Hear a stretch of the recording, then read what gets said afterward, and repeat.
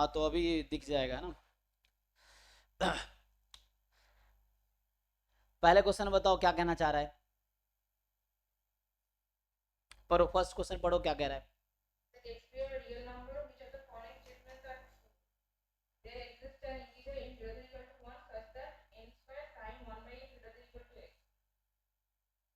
कौन सा वाला पढ़ रहे हो तुम।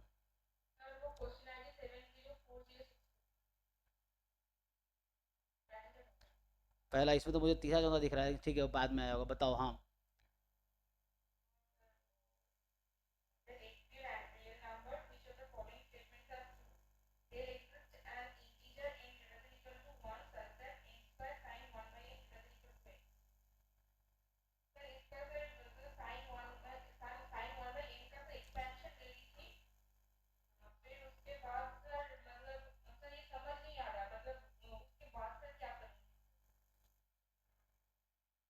तुम्हें आर्किमिडियन प्रिंसिपल पता है क्या होता है।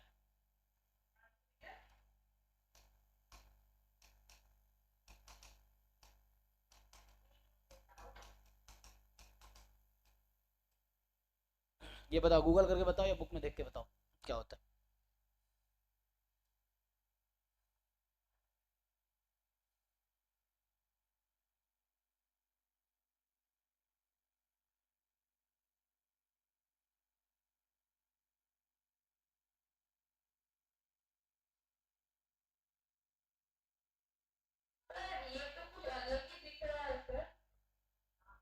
क्या है स्टेटमेंट, क्या है इसका।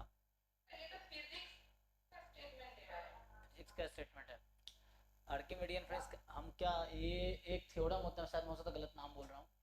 एक थ्योरम है फॉर एवरी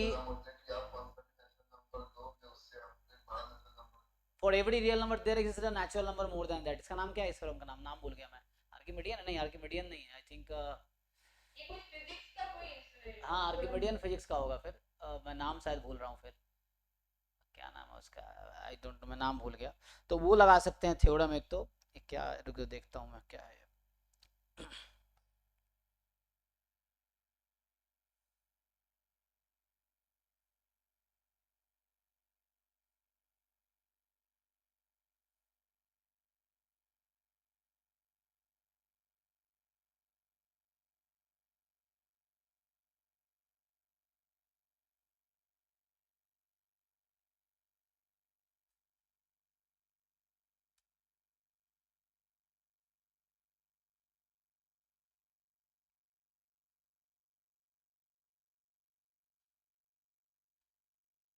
इनमें सीधा सीधा क्वेश्चन पे आते हैं।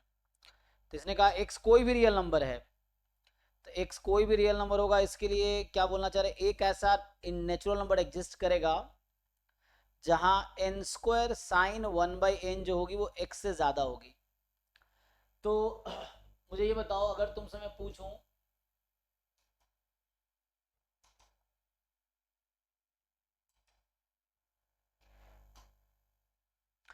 आर्किमिडीज का, ऐसा कुछ नाम था। आर्किमिडियन नहीं होगा, आर्किमिडीज समथिंग है।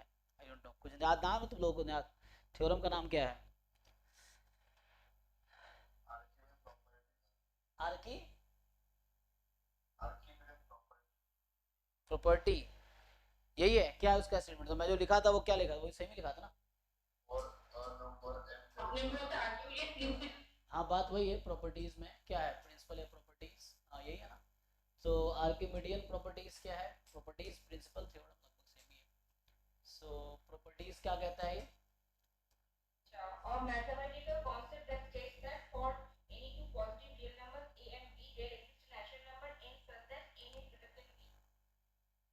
इसका क्या मतलब हुआ।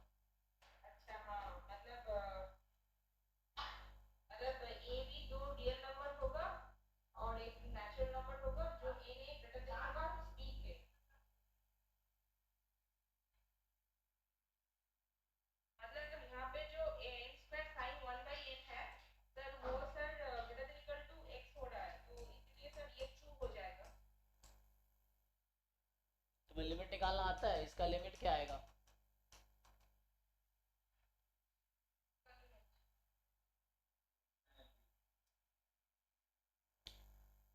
तो इन्फिनिटी है। तो मतलब एक कोई ना कोई लार्ज नेचुरल नंबर मुझे जरूर मिल जाएगा जिसके लिए ये किसी भी रियल नंबर से ज्यादा होगा। ट्रू है ये पहला स्टेटमेंट। दूसरा बताओ, दूसरे का क्या होगा? लिमिट, सब में लिमिट निकाल लो, जिसकी लिमिट इन्फिनिटी आएगी वो ट्रू स्टेटमेंट है, और अगर फाइनाइट आती है तो फॉल्स होगी। तो देख लो, लिमिट निकाल के देख लो सब में, ठीक है जी।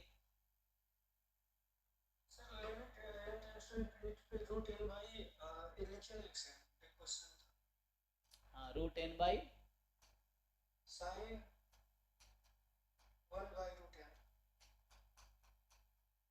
क्या करना है इसमें? ये तो इन्फिनिटी 1 है 1, इसका 1 नहीं आएगा, इसका 1 आता है। ये यहाँ पे 1 बाई, रुक जाओ ये कहाँ जा रही है? 1 बाई रूट एन है ना ये।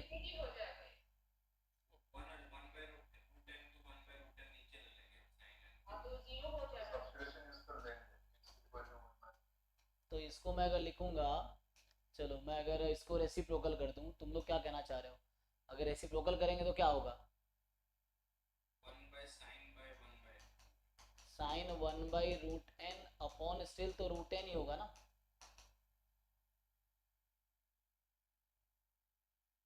अब तो ये कुछ ऐसा हो गया ना, दिस इज समथिंग लाइक, अगर रेसिप्रोकल ले रहा हूँ जस्ट न्यूमरेटर, इसमें क्या ही नया 1 क्यों होगा? 1 कब होता है ये? वो जो रूट एन है ना सर, उसको अगर डिवाइड के फॉर्म में लाएंगे तो 1 बाई रूट एन हो जाएगा। डिवाइड, इनफिनिट लगा देंगे, जैसे यहाँ पे तुम ये कहना चाह रहे हो limit n tends to infinity root n, मतलब ये 1 अपॉन क्या करेंगे? Sine 1 by root n. अब 1 बाई रूट एन, तो ये क्या होगा? रुक जाओ, तो यहाँ पे ये सही है ना? तो इसमें तुम कहना चाह रहे हो ये एक साथ है, ये एक साथ है, ऐसा कहना चाह रहे हो? तो इसको एक्सपैंड करेंगे तो क्या आएगा? This into root n by this. Okay, लेकिन नहीं नहीं, तुम लोग गलत कर रहे हो। तुम लोग क्या करो, इसको डिवाइड कर रहे हो, गलत है ना। ये एक साथ है और ये अलग है, तो ऐसा थोड़ी है कि तुम इसके साथ इसको मिक्स कर दोगे, 1 नहीं आएगा। तो ऐसा थोड़ी कि इसको मिक्स कर देंगे। मतलब पता है तुम लोग क्या करना है? चलो समझा देता हूँ। 2/3 है, सो आप लोग क्या बोलना चाह रहे हो कि इसको क्या लिख दूं मैं? हैं? आप लोग ये कहना चाहते हो, ये कहना चाह रहे हो ना? लेकिन ये तो, ये इधर है और ये इधर है, ऐसा थोड़ी कि ये दोनों साथ में आ जाएंगे। तो इस पे लिमिट थोड़ी लगेगी, ऐसा थोड़ी होगा कि दिस अपॉन दिस नहीं कर सकते ना, ये है। तो यहाँ पे क्या है कि अभी आप अगर ठीक से लिखोगे, तो जैसे अभी ये अलग है, अभी तुम चलो मान लो एक काम करता हूं मैं, 1 बाई रूट एन है ना, एक काम करते हैं 1 बाई रूट एन का नाम एम रख देते हैं। सो ये है ना, ये ठीक है। अभी जैसे रखोगे तो क्या होगा? देखो, अगर एन को इन्फिनिटी रखो यहाँ पे, तो अभी क्या है? ये इन्फिनिटी है अपॉन, ये कहाँ जा रही है? 0। ये फॉर्म बन रही है एक्चुअली, यहाँ भी वही बन रही है। तुम ध्यान से देखोगे तो यहाँ भी ऐसा नहीं बदल जाएगा। ये 1 upon infinity 0, sine 0 1 infinity upon में 0, ये भी वही है, तुम ध्यान से देखो, क्योंकि ये साथ में है। सो इसको एक साथ कंसिडर करना, बट इट्स नॉट लाइक कि 1 को छोड़ दोगे, ऐसा नहीं। तुम लोग क्या सोच रहे हो? 1 upon sine 1 by root n upon 1 by root n, आप लोग ये सोच रहे हो, ये अलग है। इसको सिंप्लीफाई करो, क्या इसके इक्वल आएगा? Do you think? करके देखो जरा, जो 1 किए थे बट ग्रुप डिस्कशन में भेजे ना, एक ऐसे ऐसे करके आंसर ला दिया और बोल रहा है यही होगा, नहीं नहीं, हो जाता है, क्योंकि क्या होता है ना, कई लोग जो खुद करते हैं उसमें भरोसा रहता है, ठीक है गलतियां हो जाती है, लेकिन वो रियलाइज होगा जब वो उसको एनालिसिस करेगा ना, मतलब देखेगा सही गलत है। तो जैसे जल्दीबाजी में कर दिया, अब इसको अगर एक्सपैंड करोगे तो ये बनेगा, क्या बनेगा जी बताओ? ये तो इसका रेसिप्रोकल हो गया ना। सो ये तो ये हो जाएगा 1 by root n upon sine 1 by root n. Actually जो लोग ये लिख रहे हैं तो ये सेम थोड़ी है, ये वाली चीज और ये वाली चीज सेम थोड़ी है, सेम नहीं, डिफरेंट है। ये डिफरेंट है, वो डिफरेंट है। सो इस चीज को ऐसा नहीं लिखा जा सकता है, ठीक है, ये ऐसा लिखा जा सकता है, इस तरीके से आप लिख सकते हो, ये और ये डिफरेंट। इससे रिलेटेड क्वेश्चन था, अगर अपने पास है limit n tends to infinity sin x by x, तो इसका इन्फिनिटी है, ठीक है ना, आंसर ठीक है, हाँ बताइए। अगर एक क्वेश्चन है limit n tends to infinity sin x by x, x tends to infinity sin x by x, हाँ, 0 तो यहाँ पे x टेंस टू अगर 0 होता तो ये 0/0 का फॉर्म बनता, तो एल हॉस्पिटल लगता तो 1 आता। अभी इन्फिनिटी है तो साइन इन्फिनिटी कोई फाइनाइट नंबर है, अपॉन इन्फिनिटी है तो सम फाइनाइट नंबर अपॉन इन्फिनिटी तो 0 हो जाएगा, हाँ सैंडविच थ्योरम है ना। तो यहाँ इन्फिनिटी होने की वजह से आंसर 0 होगा, और अगर 0 रहता है तो ये कई लोग ये गलती कर लेते हैं, वो ध्यान नहीं देते, मतलब वो प्रेजेंस ऑफ माइंड का खेल होता है कि वो उनको दिमाग में वो याद नहीं होता, अच्छा 0 इन्फिनिटी में डिफरेंस है, तो वो जल्दीबाजी में 1 लगा देते हैं कई लोग, ऐसा होता है। So sine x upon x है, ये 1 है और ये 0 है, लेकिन गलती से लोग यहाँ भी 1 लगा देते हैं कई बार, ये सो ये सब थोड़ी बारीकी यहाँ पे समझना है। हाँ जी मैडम, समझ आ गया आपको पहला क्वेश्चन का आंसर क्या करना है?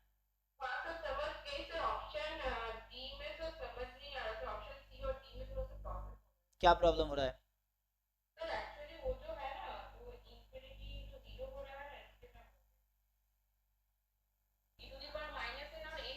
इसको ऐसा लिख सकते हैं, इसको हम फिर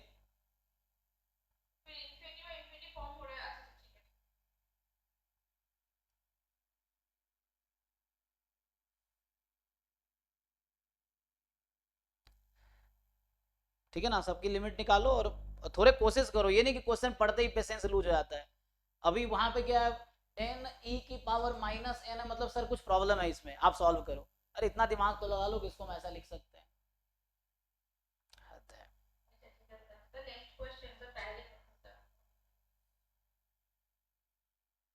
नेक्स्ट में क्या पूछना है?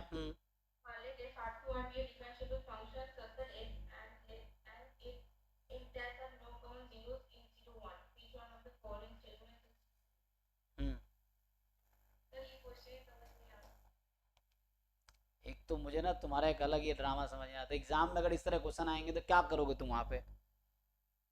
छोड़ के आओगे तो छोड़ दो, यहाँ पे क्या ही करोगे।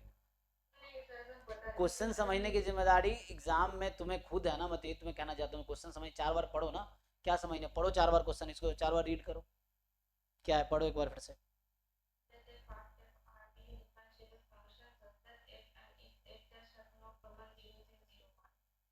तो जीरोज क्या होता है?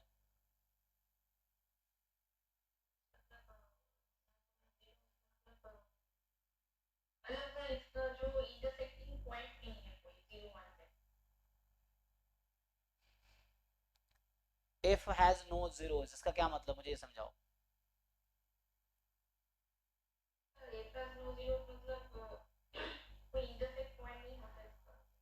किसके इंटरसेक्ट, जीरोज वर्ड कभी तुमने सुना है लाइफ में आज तक, इससे पहले?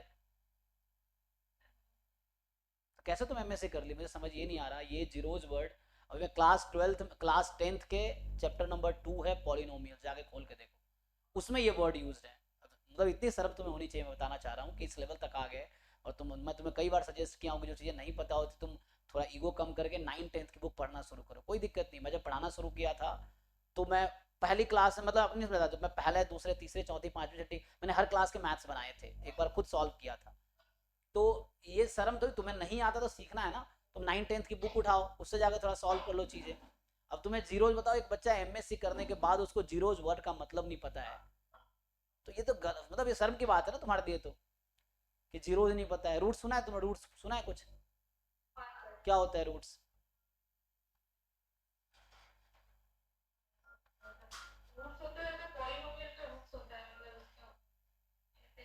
जी जी जी, तो रूट्स का ही दूसरा नाम जीरोज है। अब ये सब तुम्हें इस लेवल पे तो नहीं, ऐसा नहीं नहीं पता होने, अब क्वेश्चन तुम्हें समझ ही नहीं आता, तुम्हें टर्म से पता नहीं है। अब तो उसके लिए तुम्हें मुझे पढ़ाना पड़ेगा लोअर क्लास में, कई बार बोला हूँ कि तुम एक थोड़ा काम करो, लोअर क्लास की बुक्स एक बार गो थ्रू हो जाओ, 9th-10th की नहीं होता तो 5वें क्लास से पढ़ना शुरू करो। शर्म क्या है, तुम्हें सीखना है, नहीं आता है तो जाके सीखो ना, पढ़ो एक बार, जस्ट एक एक चीज़ डेफिनेशन पढ़ लो ठीक से, कुछ एग्जाम्पल्स कर लो, चीज़ें क्लियर हो जाएंगी। अब तुम्हें जीरोज का मतलब ही नहीं पता है, बताओ, नेट की तैयारी कर रहे हो तुम।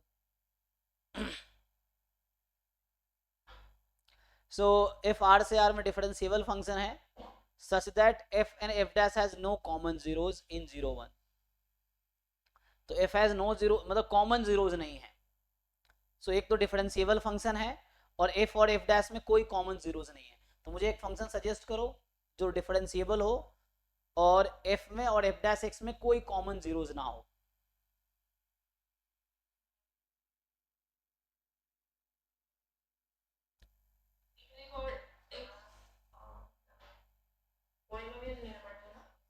कुछ भी लो, कुछ भी, कोई फंक्शन बताओ। तो e की पावर x का जीरोज क्या है?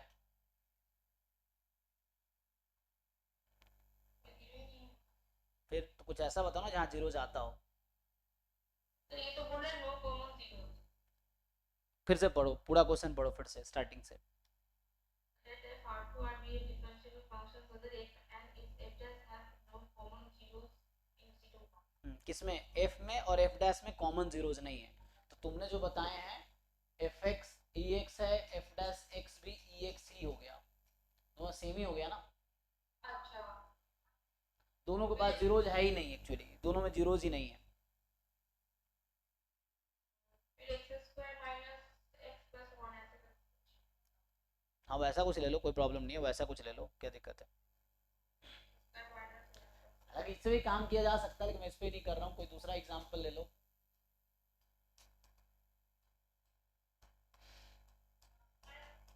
इसके पास क्या क्या जीरोज आएंगे? इसके पास तो ये एक काम करो, नो जीरोज इन, इसने कहा है नो जीरोज इन 0 1 की बात कर रहा है। डिफरेंशिएबल फंक्शन है, एफ में और एफ डैश एक्स में कोई कॉमन जीरोज नहीं है ना। तो एक मैं आसान सा एग्जांपल ले लेता हूँ। मान लो मैं ऐसा लेता हूँ x माइनस 1/2 सिंपल। तो एफ डैश एक्स, या थोड़ा सा इसको चेंज करना है तो x ऐसा ले लिया मैंने, मान लो। तो इसको खोलूंगा तो ये बनेगा एक्स स्क्वायर माइनस 1/2 प्लस 1/3 हो जाएगा, है ना, माइनस में। सो 5/6 x प्लस 1/6, ये ले लिया मैंने एफ एक्स। सो इसके जीरोज क्या क्या हैं? इसके जीरोज हैं, अगर एफ एक्स को हम 0 पुट करेंगे तो x की वैल्यू 1/2 और 1/3, और एफ डैश एक्स क्या होगा? f dash x होगा sir f dash x minus half और माइनस 1/3। अरे मैडम इसको डिफरेंशिएशन करो, कुछ भी अच्छा करो। हाँ 2x माइनस 5/6 हो जाएगा। इसको 0 पुट करो, x की वैल्यू क्या आएगी? माइनस 5/6 होगा। ठीक से बताओ, हर बार तुक्का लगाते रहना है। अच्छा इसका वैल्यू 5/12 होगा। ठीक है, तो यहाँ जीरोज 1/2 1/3, तो यहाँ 5/12 है, कॉमन जीरोज नहीं है इसके पास। अब ऑप्शंस पढ़ो।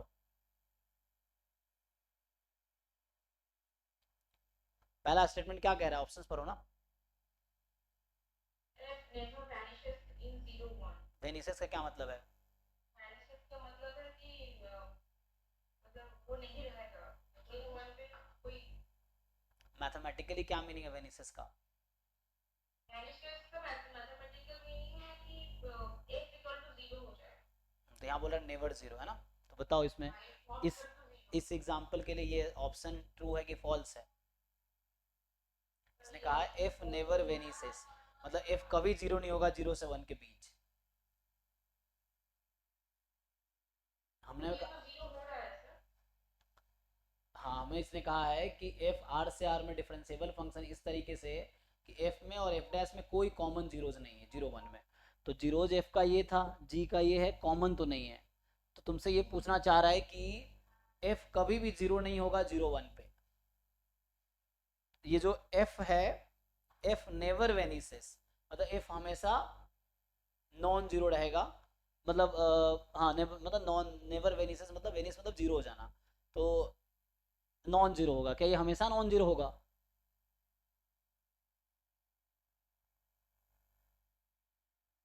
बोलो। never vanishes in 0 1 मतलब ये तो मतलब हमेशा नॉन जीरो रहेगा, वेनिसेस मतलब जीरो हो जाना, नेवर वेनिसेस ऑलवेज नॉन जीरो। तो ये किस पॉइंट पे जीरो हो सकता है? ये हाफ पे 0 हो सकता है। 1/3 पे भी 0 हो जाएगा, तो ये तो गलत कह रहा है ना। हाँ ये गलत। दूसरा पढ़ो क्या कह रहा है। If has at most finitely many zeros in 0 1.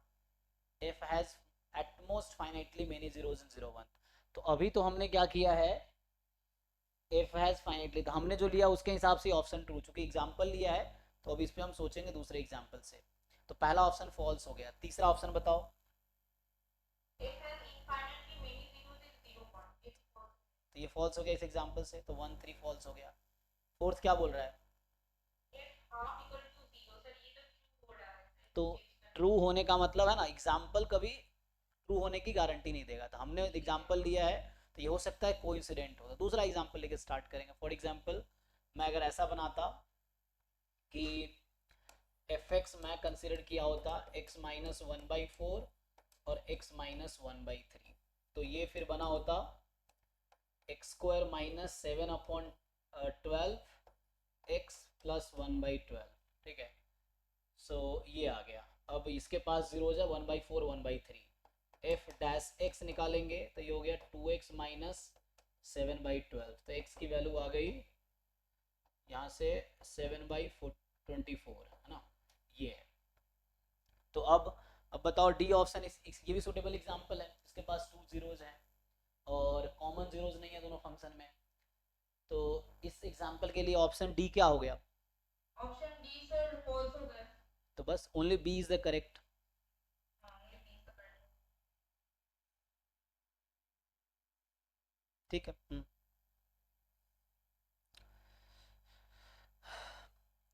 तो ये सब तो देखो, अब यहाँ पे मुझे क्या समझ आया कि तुमने जब क्वेश्चन पूछे तो तुम्हें क्वेश्चन ही समझ नहीं आया था, तो तुम ट्राई कैसे करके आए हो, और ट्राई नहीं किया तुमने। अब क्वेश्चन जैसे समझ नहीं आया, तुम्हें ढूंढना चाहिए कि ये जीरोज क्या होता है, ये सब पहले से तुम्हें सुना हो ना, एक होता है प्रिपरेशन होमवर्क, जैसे कोई क्वेश्चन पूछ रहे तो पहले थोड़े से एफर्ट्स करके आओगे। तुमने ये क्वेश्चन, तुम्हें क्वेश्चन ही नहीं पता था कि वो जीरोज का मतलब ही नहीं पता है, तुम कैसे ट्राई करके आए हो। नेक्स्ट बताओ, नेक्स्ट बताओ। नेक्स्ट सर वो दिया है सर ग्रुप में सर। हाँ कौन सा क्वेश्चन पढ़ो, कौन सा क्वेश्चन। सर वो sir let x be a random variable having probability density function f(x) e to the power minus x, x greater than 0 और y को greatest integer function जो है इसमें क्या करना है, सर उसको सर नहीं निकाल पा रहे सर। वाई का डिस्ट्रीब्यूशन। ये पता है, ये एक ऐसा क्वेश्चन है, ये जैम में भी आया है, गेट में भी आया, नेट में भी आया। तुमने जो डाउट पूछा है नेट से पूछा है, और जबकि पिछले साल मैंने जैम बैच में भी क्वेश्चन कराए हैं, गेट बैच में भी कराए हैं, और नेट का तुम कर ही रहे हो, तो ये नेट का क्वेश्चन तुम उठा के भेजे हो, लेकिन ये क्वेश्चन जैम गेट नेट तीनों में आया है साइमल्टेनियसली। यस सर, ये जैम में आया होगा। जैम में भी है, गेट में भी आया है, नेट में भी आया है, तीनों में आया, फ्रिक्वेंटली आया है। अब यहाँ पे वही तो मैं कहना चाह रहा हूँ, तुम जैसे पिछले साल ऑब्वियसली ये क्वेश्चन किए होंगे, कई बार किए होंगे पूरे साल में, डाउट क्लास में कई बार आया है, तुमने इवन कई बार खुद ही पूछे हैं ये क्वेश्चन, लेकिन still you don't know how to solve. Why? Because you didn't try. Simple सा आंसर है ट्राई। अगर तुम कोशिश करोगे तुम सॉल्व कर लोगे, लेकिन तुम्हारा क्या है, क्वेश्चन पढ़ा, फोटो खींचे, सर डाउट क्लास, चलो फोटो खींच के भेज दिया, लो सर करो आप। सर मैंने सर मतलब एक पॉइंट में से नहीं मतलब प्रोसीड नहीं कर पा रही हूँ। ये एक थ्योरम है, ये मैंने कई बार थ्योरम भी लिखा है क्लास में, डायरेक्टली थ्योरम है कि ये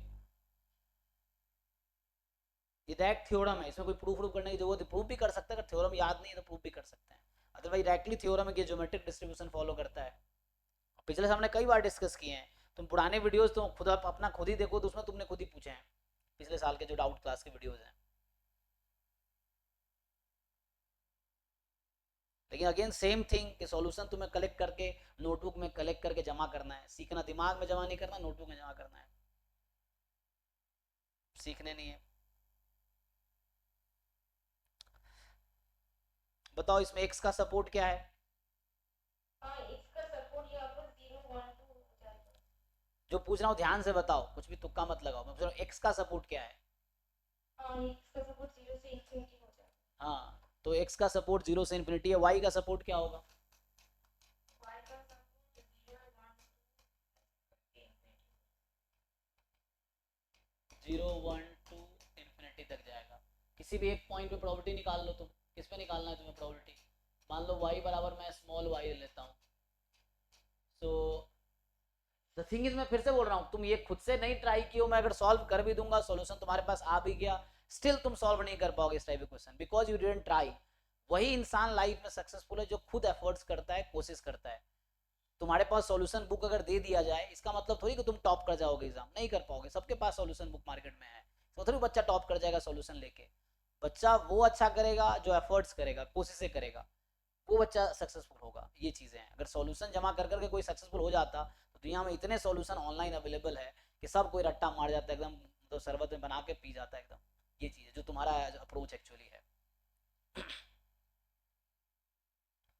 तुम कोशिश करके आओगे, ट्रांसफॉर्मेशन का क्वेश्चन है, डिस्क्रीट रैंडम वेरिएबल में ट्रांसफॉर्मेशन ऑफ रैंडम वेरिएबल का। और तुम जैसे तुम्हें क्या करना चाहिए, तुम्हें क्वेश्चन पूछने से पहले तुम खुद पूछे कैसे होगा। नहीं हो रहा है, पुराने साल के इतने लेक्चर्स पढ़े हैं जैम गेट के क्लास वाले, तुम वहां जाके एक बार थ्योरी देख लो कि डिस्क्रीट में ट्रांसफॉर्मेशन कैसे करता था मैं, या कैसे होता है, देख लिया, फिर जाके खुद ट्राई कर रहे हैं। तो ये हुआ एफर्ट्स करना, कि हम देख रहे हैं कि पहले हमने ऐसा कुछ पढ़ा है कि नहीं पढ़ा है, क्या ये पहली बार तुम्हारे सामने आया है, तो ऐसा तो नहीं है। इसमें क्या है हमारे पास, this is equal to Y. अब इसको एक्सपैंड करो, greatest integer function of X Y के इक्वल है, तो यहाँ एक्स क्या होगा, एक्स कहाँ से कहाँ तक होगा, 0 से इंफिनिटी तक होगा। नहीं मैडम यही सब तो नहीं आता, ये तो मैं कह रहा हूँ 11 12 ढंग से पढ़ो।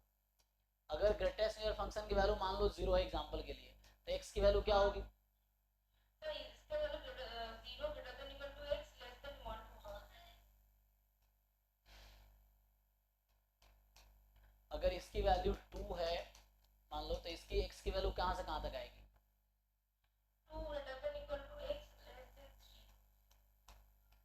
तो यहाँ तुम क्यों बोल रहे हो 0 से कहाँ तक, इन्फिनिटी तक बोल रहे हो तुम, बताओ इसको। ये सब की पॉइंट्स हैं।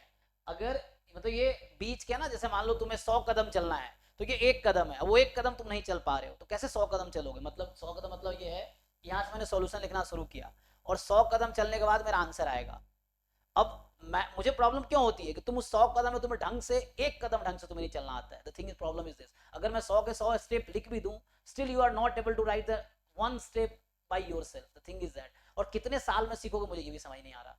ये चीज है, ये सब अभी बेसिक लेक्चर फंक्शन पढ़ाए थे मैंने, वहां भी हमने ये चीज डिस्कस किया था बैच 00 में, तब तुम नेट की तैयारी कर रहे थे उस समय एक्चुअली। बताओ इसका,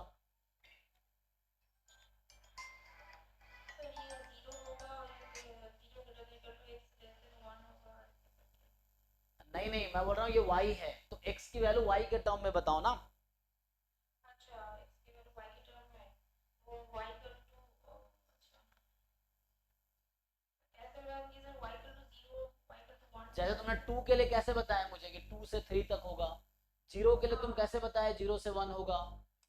ये अगर मान लो 1 होता तो x की वैल्यू कहाँ से कहाँ तक होती, 1 से 2 तक, मतलब 1 greater than equal to x। तो यहाँ से तुम पैटर्न क्यों नहीं समझ पा रहे हो, यहाँ पे जो कॉन्सेप्ट यूज हो रहा है तो तुम यहाँ पे क्यों नहीं समझ पा रहे हो कि box x equal to y है, तो x की वैल्यू कहाँ से कहाँ तक होनी चाहिए।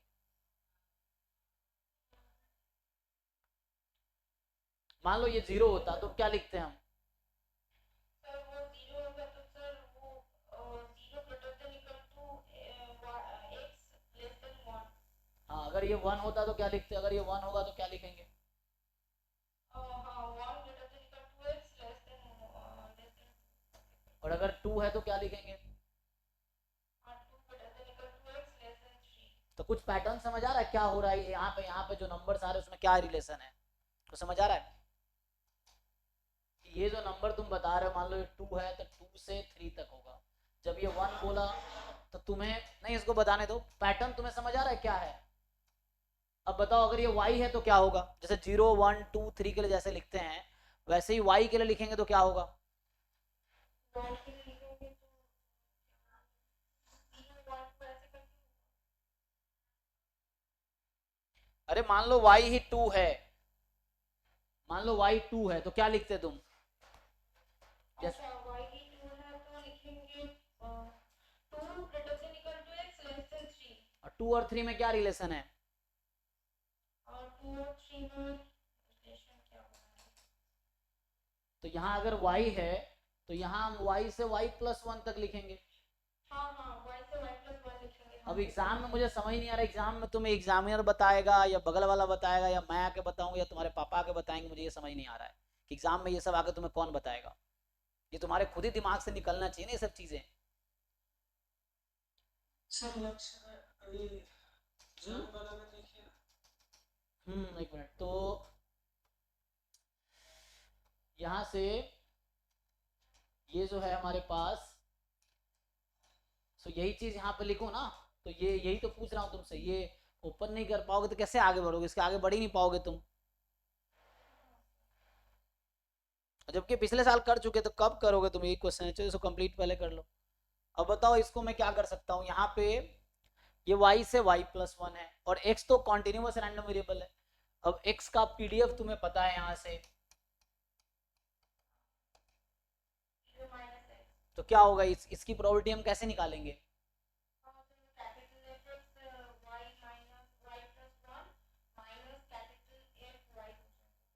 हाँ वो भी कर लो, चलो उसी अप्रोच से कर लेते हैं।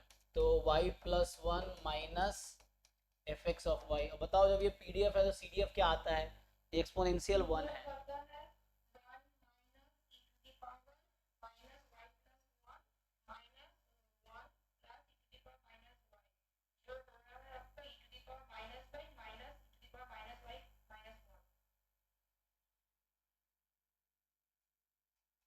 तो आगे इसको ब्रेक करो, e की पावर y माइनस ये हो गया मान लो, चलो तो इसमें क्या कॉमन निकाल सकता हूँ मैं। सर उत्तर में आया है मेरी आया है e की पावर -i into 1 by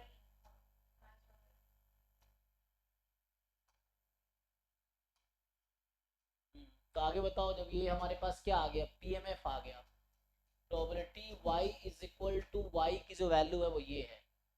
अब यहाँ पे तुम ये सोच के बताओ ये कौन सा डिस्ट्रीब्यूशन फॉलो करेगा। अगर यहाँ से मैं लिखना चाहूँ कि probability y is equal to y जो है ये यहाँ पे है e की पावर -1 इसकी पावर y और 1 माइनस e की पावर -1। ऐसा कुछ देखा है कि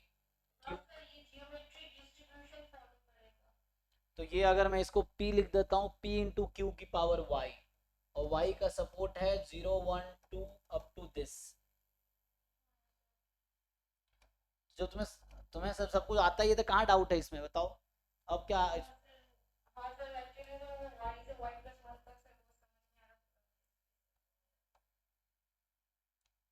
सो y ज्योमेट्रिक p।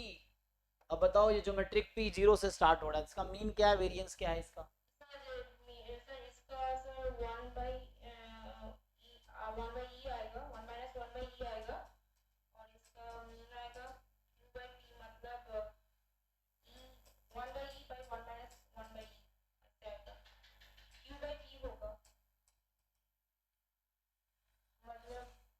मीन कितना होता है,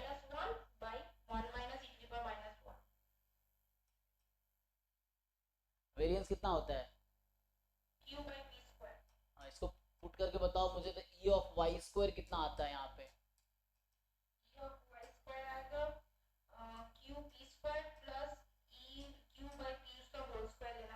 हाँ तो इसको सिंप्लीफाई करके बताओ कौन सा ऑप्शन आ रहा है।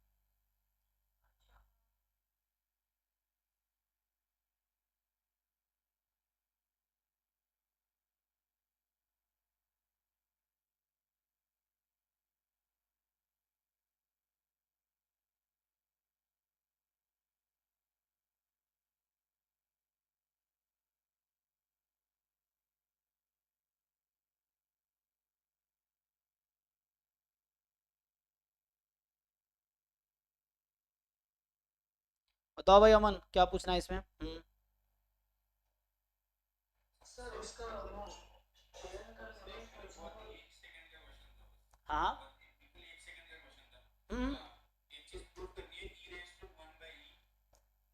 हाँ अच्छा आपका क्वेश्चन है e raise to power 1 by e is root under 2। ये कर लो ना, तो यहाँ आ जाएगा e लेस देन रूट 2 की पावर e, ये आ जाएगा ना। सो e लेस देन 2 की पावर e by 2 ये हो गया। अब एक काम करो, आप लॉग दोनों तरफ लगा लो। किसका लॉग लगाना चाहते हो, बेस ई वाला या बेस 2 वाला? बेस ई वाला सही। लगा लो, लॉग लगा लो। तो बेस ई वाला लॉग लगाओगे तो लेफ्ट साइड क्या बन जाएगी, 1 लॉग ई, और यहाँ लगाओगे तो लॉग इंक्रीजिंग फंक्शन है लॉग, तो इनइक्वालिटी सेम रहेगी। तो ये आ जाएगा e बाई 2 ln 2, तो 1 less than e by 2 ln 2। आप याद रख सकते हो, ये लॉग बेस हमने e लिया है ना, तो ln 2 आएगा 0.69 आई थिंक 3 होता है। कौन सा आ रहा है? हाँ हाँ देख लेते हैं। तो यहाँ से 1 लेस देन e है 2.718 अपॉन 2 इंटू 0.693 करके देख लो, अभी दिख जाएगा ये।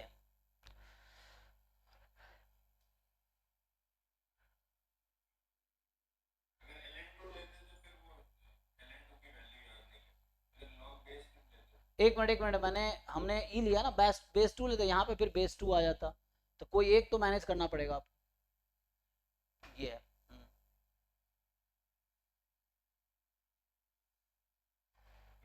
हाँ बताओ भाई अमन, हाँ इसमें क्या पूछना चाहते हैं? सर वो an की लिमिट 0 है और bn की लिमिट 1 तो आ गई, और an 1 2 भी नहीं है, बट bn ऐसा नहीं है कि बाउंडेड है और 1 2 नहीं। ओके बाउंडेड तो नहीं है ना? नहीं, बाउंडेड अगर नहीं होगा, मोनोटोन भी नहीं है, बाउंडेड भी नहीं है, ये कहना चाह रहे हो? बाउंडेड क्यों नहीं है? अगर लिमिट एग्जिस्ट कर रही है तो लिमिट 1 आ रही है, तो जिस सीक्वेंस की लिमिट एग्जिस्ट करेगी वो तो बाउंडेड होगी। हाँ ये थ्योरम है सर, बट यहाँ पे देखिए अगर n इक्वल टू 1 रखते हैं, जो ये डोमेन तो दिया है ना पूरा नेचुरल। नहीं नहीं, यहाँ पे 1 अवॉइड होगा एक्चुअली, ये लिखने में गलती किया जिसने क्वेश्चन बनाए। ये सब नए क्वेश्चन फ्रेम्ड है, किसी बुक से नहीं, उसने खुद ही बनाए हैं। तो यहाँ n को 2 से ज़्यादा लेना पड़ेगा मुझे bn में, क्योंकि वैसा, क्योंकि ऑब्वियसली दिख रहा है ना कि n-1 डिनोमिनेटर में है, तो n-1 जीरो नहीं हो सकता एक्चुअली, तो n 1 नहीं हो सकता, तो यहाँ लिखना पड़ेगा n मोर देन 2 bn के लिए, मोर देन 1 है ना। हाँ क्योंकि ये मतलब ट्रिवियल है, हम लोग जानते हैं ना डिनोमिनेटर जीरो नहीं होना चाहिए, तो ये हाँ मतलब लिखने में गलती किया है, n belongs to natural number के बजाय लिखना पड़ेगा n more than equal to 2, वरना वो डिफाइंड ही नहीं होगा सीक्वेंस। फिर ये है सीक्वेंस फंक्शन है तो डिफाइंड होने चाहिए डोमेन पे, तो अभी ये 1 पे डिफाइंड ही नहीं है, तो डिफाइंड नहीं है इसका मतलब ये फंक्शन ही नहीं है, फंक्शन नहीं है तो सीक्वेंस ही नहीं है एक्चुअली, तो इसलिए n मोर देन 2 लेना पड़ेगा, मोर देन 1 लेना पड़ेगा, मोर देन इक्वल टू 2 या स्ट्रिक्टली मोर देन 1। सो बताइए जी सयानी, आपका अगला क्वेश्चन पे आते हैं।